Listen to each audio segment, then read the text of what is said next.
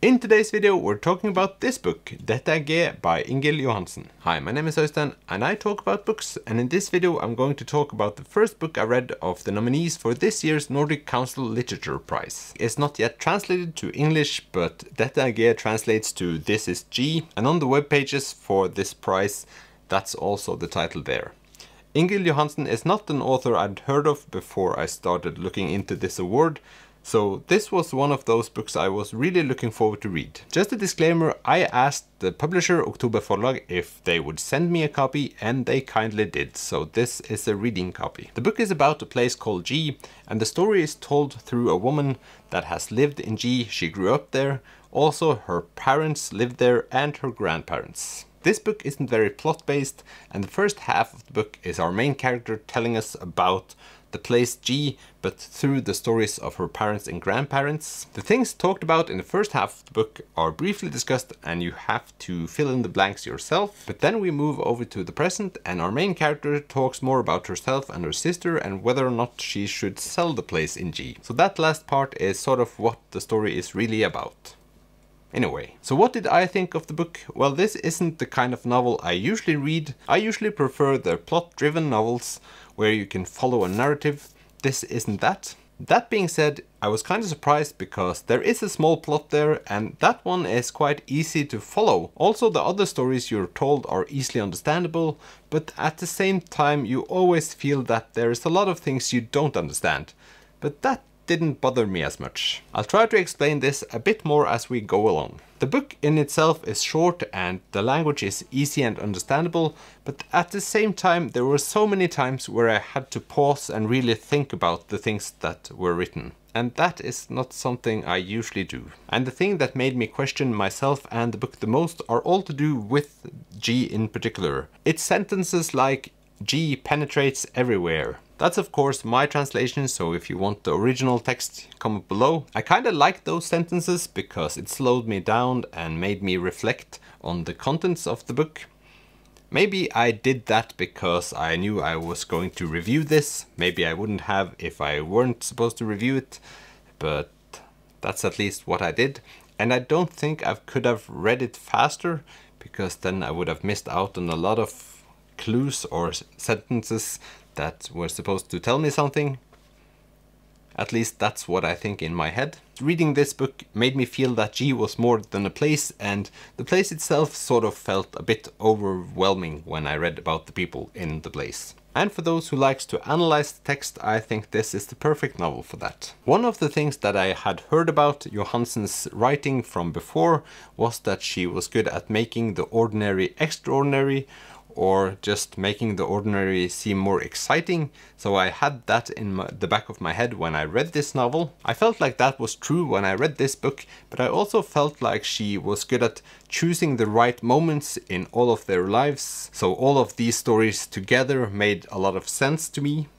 But if I should think about my own life and similar situations, it doesn't seem exciting, but the way she tells us about the stories made it exciting. And that brings me over to the fact that I thought the first half of the book was really exciting and engaging and had a beautiful language, but the second half was more about her own life and very, very ordinary discussions and topics and situations that didn't engage me in the same way, which is kind of surprising and confusing to me, because the second half is all about the plot and one specific thing that's going to happen, and I tend to enjoy that. But the first half was so exciting and I never knew what was going to happen.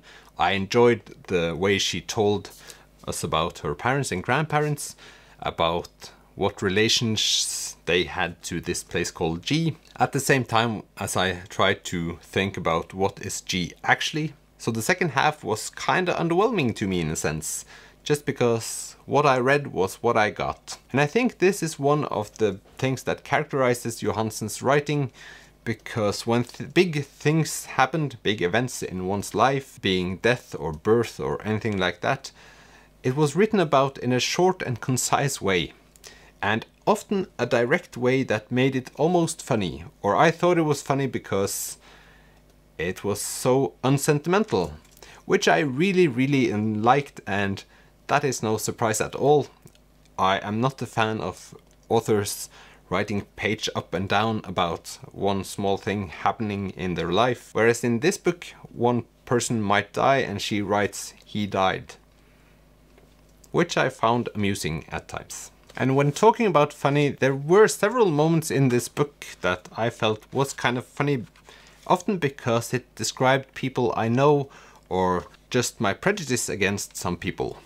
So I grew up in a very small place myself, and there's one sentence that I really enjoyed in this book. Once again, I'm going to translate this on my own, so we'll see how it goes. "I could have never lived here," said the people in G, and shook their heads each time they drove through a landscape or a new town they'd never visited before.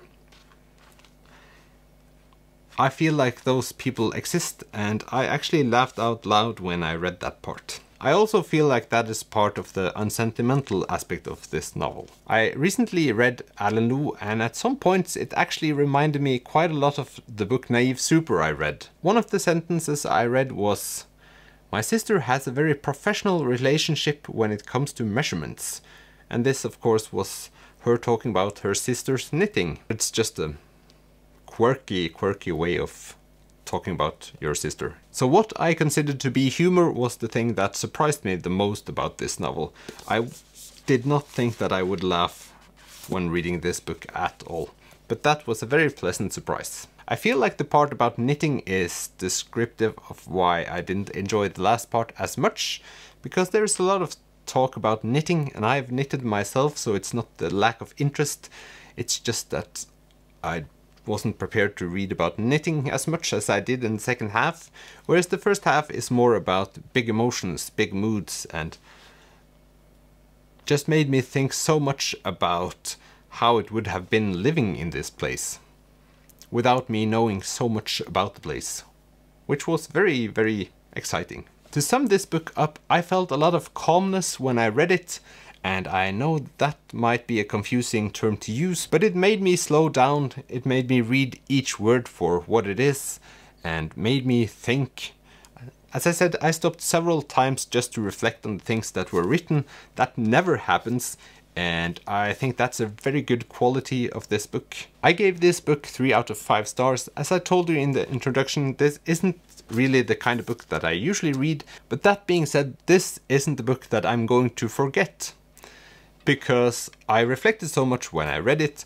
It made me slow down, it made me enjoy how it was written, it made me make up different stories in my head than I actually read about in the story while I was reading it, and that is a sign of quality, and I hope this book has made me slow down in general when I read these kinds of books, because there are different kinds of books. Some books you can read fast and that's okay, but I don't think I could have read this book faster than I did. Also, I felt reading this book was kind of a victory because it makes me feel that I can read other kinds of books than I've usually done and enjoy them, because I did in many ways enjoy this novel. So that was my first read of the Nordic Council Literature Prize nominees, and I'm looking very much forward to reading the next one.